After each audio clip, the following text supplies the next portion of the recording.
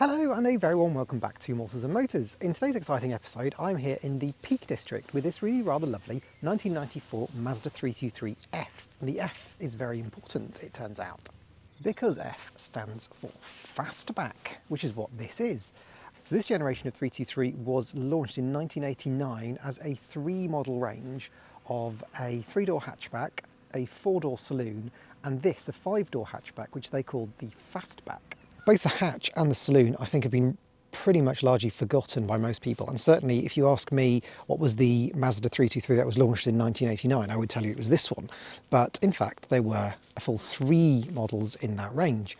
The fastback does not share any body panels with either of the other cars in the model range at all, which the owner tells me makes finding parts for the car particularly difficult because nothing is the same. So if you're looking for a part for a Mazda 323 from 1994, well, it could be for any of them. I do like the design of this car. It's very low slung and sleek, and it is actually a very short car as well in terms of height. It's very low down to the ground, particularly when you're inside it, which we'll go and have a look at in a moment. I do think that from the front, the car kind of looks a bit shark-like. It also reminds me a tiny bit of the Ford Probe, perhaps from the front. But once the pop-ups are up, yeah, it definitely changes the character of the front of it. It kind of gets a little frog eye, kind of smiley, happy face now. According to the wing, this car is a dual overhead cam with 16 valves. It is in fact not. It has a single overhead cam with still 16 valves though. It's a 1.6 and it does 88 horsepower, and it does have, obviously, by 1994, a CAT and electronic multi-point fuel injection. There's also something about the design that reminds me of the Rover R8 that's of a similar sort of generation, or in fact the Honda Concerto upon which that was based. The C-pillar is very, very wide, which does, I think, give you quite a bit of a blind spot towards the back there. Really cool little feature that I've just been told about on the car is this little tab here on both front windows help disturb the airflow around the window, so that when you have the window open when you're driving at speed, it doesn't buff it. It doesn't kind of do that horrible kind of thumping noise that you can get. Really fun. Love that fact. Fun and exciting fact about the rear light clusters is that for most other markets, that reflector and that reflector are both the rear lights, but in the UK, because we need to have a fog light, that has been sort of deleted as a rear light and is just the fog light. We end up with brake and tail sharing just that one lens on each side. One of the most interesting features, I think, about the 323F is the boot, and that is because it doesn't actually go all the way down to the bumper line that you would think it does. It actually stops just above the reflective strip there. So let's have a look in the boot. To do that, we've got to raise that little internal boot release. Japanese cars of the 1990s loved an internal boot release. Around the rear, we lift it on this kind of integrated spoiler that's part of the tailgate, and that reveals a boot that has got some of my stuff in it. But yeah, as I said, it's got that very, very high load lip, meaning that in order to put things into it, you really have to kind of lean in. But there's plenty of space once you are in. There's also some clever design hints in here. So you've got these little panels that just sort of pop off so you can replace bulbs really, really easily. And there's a panel in the middle here where the jack lives, which is quite fun. Okay, let's have a proper look inside the cabin. So we open the door and we're greeted with this quite funky kind of browny grey door card with a funky 90s fabric on the top. It's kind of pink and fuchsia and a little bit of grey. Very nice. It's also ribbed. It's like a corduroy kind of material. So we can also see from this door card that this is not a very basic car. We do get electric windows all round. What luxury. There is also central locking on the key. It's not on a fob. My favourite feature in this door is this really cute little puddle light that kind of illuminates the floor outside. It doesn't work at the minute because the wiring has slightly shorted out in the switch, but it illuminates all this floor, which is very advanced for a 30-year-old car, I think. The seats have got their own version of the door card fabric, similar colours, but it's kind of set out slightly differently. Very nice and very funky and very 90s. I think the pale grey that surrounds it is some sort of tweed, but it's a very nice feel to it, and they've worn incredibly well for a car that is actually 30 years old. Mazda did love their see-through headrests in the 90s, didn't they? You know how I said that the models of the 323 were different in this generation? Well, the dash is completely different in the F to the other two cars. This is a much lower, more kind of curvy dash than the more angular one that you got in the three-door. Okay, stepping into the car, and we're greeted with this very large steering wheel with a Mazda badge in the middle. We're a little bit too early still for airbags, although, I mean, Mondeos and Escorts would have had them on an L plate in 1994, but Mazda clearly didn't think that we were quite ready for them yet on their range. The dashboard is nice and clear, we've got a speedo in the middle, warning lights on the right hand side. So also on the dashboard on the left hand side we've got a digital clock, very nice and snazzy, very 80s. But we also have some really fun warning lights. So we have a washer warning light there, which means that the water is low in your windscreen washer. And also we have the bottom one on this side that says rear on it, will illuminate if your rear lights are not functioning or one of them isn't functioning. So that's a very nice piece of information. Thank you, Mazda. So let's start on the dashboard. So on the right hand side we have this quite nice air vent. It has a nice action to it and it's really nicely, neatly designed into the fascia. And let me just show you on the other side, the dash and the door kind of meet in a really nice way like that. So it does show that whoever designed the dash and whoever designed the door did actually meet at some point. Underneath the air vent we've got electric mirror control, so that really shows how posh this car is. I think that is a rheostat, and then that is a fog light, I think the rear ones I would imagine. To the left of that is the most important button on the car, because that is the button that operates the pop-up lights. Oh, they popped up. And you can do that when the car is off. They just can pop up whenever you like. In traditional Japanese style, we do have the indicator on the right hand side. So when I drive this car in a moment, I'm going to really struggle, as you remember from the Proton video. On the end of that stalk is the light switch, so got side lights and main beams, which has also activated the pop-ups as well. And down they go. On this side of the stalk, this is the wiper controls. It's kind of hard to see, but with intermittent, I think my variable intermittent. My gosh, that's posh for 1994, isn't it? Behind there, we've got the heated rear window switch, which is a little bit hidden. And then the reason for that is that it essentially leaves the centre console really very kind of empty of buttons. We just have the vents up here. Oops, sorry, helicopter. We have some very simple heater controls. So we've got cold, hot.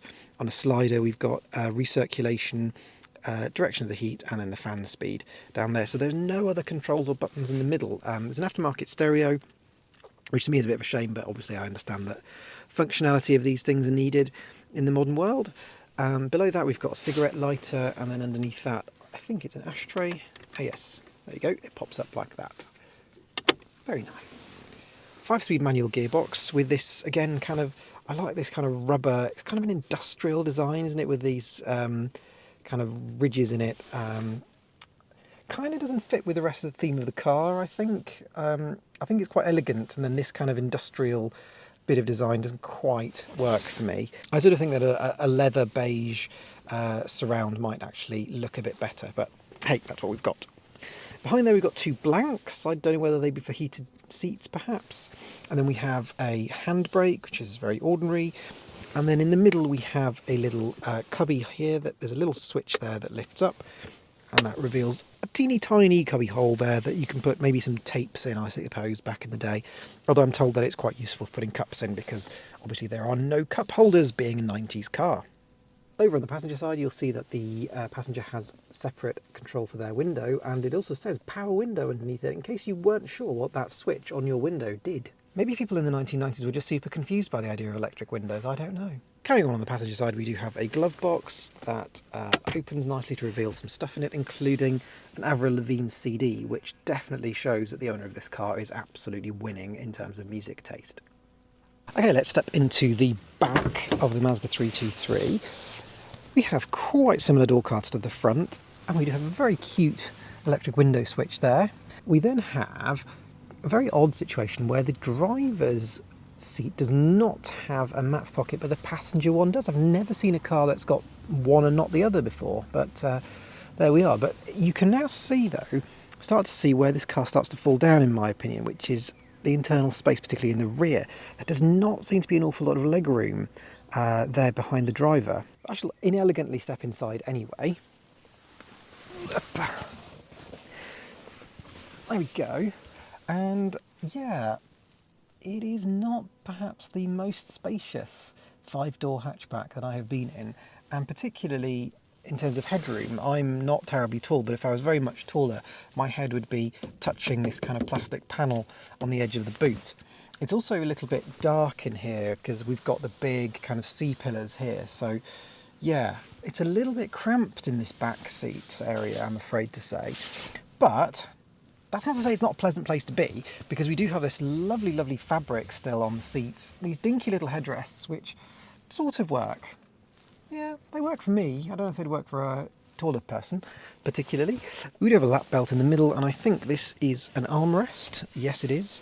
Very nice tweed armrest there for the 2 rear passengers. The other thing is that the lowness of the car means that you haven't got an awful lot of distance between your thighs here and the floor, so your legs are kind of going upwards at an angle.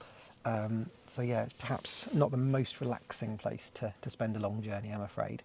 I do, however, like the view from the rear. The holes in the headrests kind of make it a much lighter place to be, and you do get quite a nice, commanding view of what's going on around you. This particular car does have a sunroof as well. It's an electric one. It's a tilt and slide, and it's really unusual because it actually, to slide back, it slides outside the car. Okay, and we are on the road, and the first thing I've done is try and put the wipers on, because the indicators are on the wrong side. Or technically they're on the correct side. It's just that everyone else has moved to putting them on the wrong side. We've just got so used to it. Anyway, so I'm behind the wheel of the Mazda 323F, and well, my first impressions of it are that it's actually very, very capable. Like, it pulls really, really well. Very willing engine that doesn't sound stressed at any point. The gearbox is probably my major comment, in the sense, in a positive way, in that it is just lovely. It's just a lovely, lovely gearbox. You know exactly which gear you're in. It has a really nice kind of close action. You're not kind of stirring a big porridgey thing. It's also not too clicky. It's just right, really nice. I highly recommend gear change in this car. Steering is power assisted. Perhaps a touch light for me sometimes in terms of the feedback, so I'm not getting a huge amount of feedback from it in terms of going around corners and that kind of thing. Visibility is really very good. Although you sit very low in the car, the glass area is also very low, so you do have very good all-round 360 visibility. Great big rear view mirror, nice big rear window. I think the only point where the visibility will let you down is when you're trying to park and you've got those big fat C-pillars that don't have a window in them. That would kind of give you a little bit of blanking space. We've got reasonably good interior refinement. There's a few kind of squeaks and rattles, but it's really not that bad for a 30-year-old car. The plastics are also in really, really good nick in it still, to be honest. You do get some of the engine noise when you're kind of pushing it, but most of the time it's incredibly refined. And it's a nice sounding engine as well. Like, even if you are ragging it, it's never sounding harsh. It just sounds sporty and willing. In terms of power delivery, it is, as we come out of that 30 zone there, accelerating 30 to 50, it's pretty good. Like, it does not feel slow by any way, and certainly keeps up perfectly fine with modern traffic. It feels like a modern car, to be honest. I don't feel like I'm driving something that's 30 years old in any way at all. I think the biggest difference for me is the driving position, or the seating position in the car, because it is very low, so you do feel quite vulnerable sometimes when you get a big SUV next to you, and you know, when you get out of the car you do feel like you're climbing out of it, which, yeah, is very different to a modern car experience. It also means that you sit, particularly as a passenger, I noticed, you sit with your legs kind of stretched out way in front of you, because if you try and kind of tuck them in, you end up with a kind of a very uncomfortable position where you look like you might be heading towards the gynecologist's chair. I probably won't keep that in. I was desperately trying not to, like, scream that. I've kind of used this car a little bit more now, but the first thing that needed the biggest getting used to was the brake pedal. The brakes sort of doesn't do anything for the first, at least third of the travel of the pedal. So you do kind of think, oh, nothing's happening, and then it all comes. And once, you know, you go past that third point, they really do grip and bite really very well, so they're very, very strong. It's actually got discs all round, which is quite unusual for a mid-90s family hatch. The clutch is nice and light. Accelerator response is really very, very good indeed. It doesn't feel damped in any way. It's very direct. What you do happens immediately. Yeah, I'm impressed. Heating and ventilation, it's also very good. It's quite a cold day because it's June in the UK, so we have the heat on, I have a coat on, and I'm still quite cold. But the Mazda, which is called Poppy, by the way, I don't think I mentioned that before, Poppy is keeping us nice and warm on this drive through the Peak District. Very nice, by the way. We're just at Lady Bower Reservoir. It's really very, very pretty around here. I haven't been here before in this area. I shall have to come back.